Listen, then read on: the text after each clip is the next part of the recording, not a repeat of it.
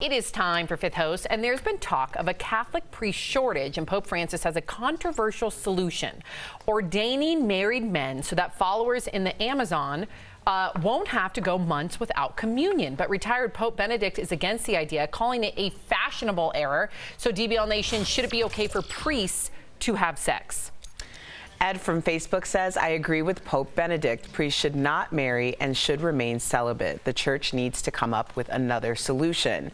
Ed, I don't know if I'm the right person to have this conversation, but I would question if the same thing would be considered for nuns as well. All right, Hope from Facebook says, I don't think celibacy should have anything to do with being a priest. More importantly, a vow of celibacy does nothing to prevent children from being molested. Hope, there's a lot to unfold in what you just said there. Listen, the first thing you said was, I don't think celibacy should have anything to do with being a priest. Well, the whole thing is being a priest, you're married to God, you're married to the religion. That's why you're supposed to be celibate. That's the first thing. I'm all for tradition, but I'm all for changing traditions. I don't believe that our Constitution works in this day and age.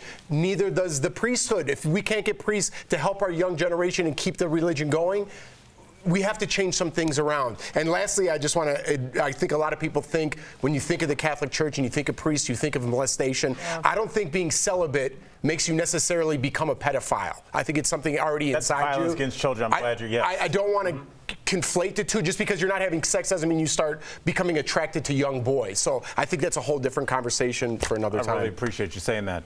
Stephen from Facebook says, didn't Pope Benedict retire and take an oath of silence? Let's let the church evolve with the times.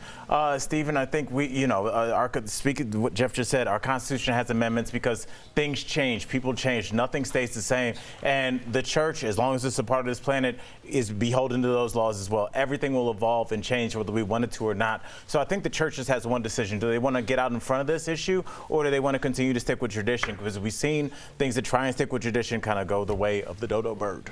The dodo bird. Michelle from YouTube says Christianity shouldn't conform to the temptations of the modern world. Specific rules are in place for a good reason. Catholics must follow them, or else we're going against God.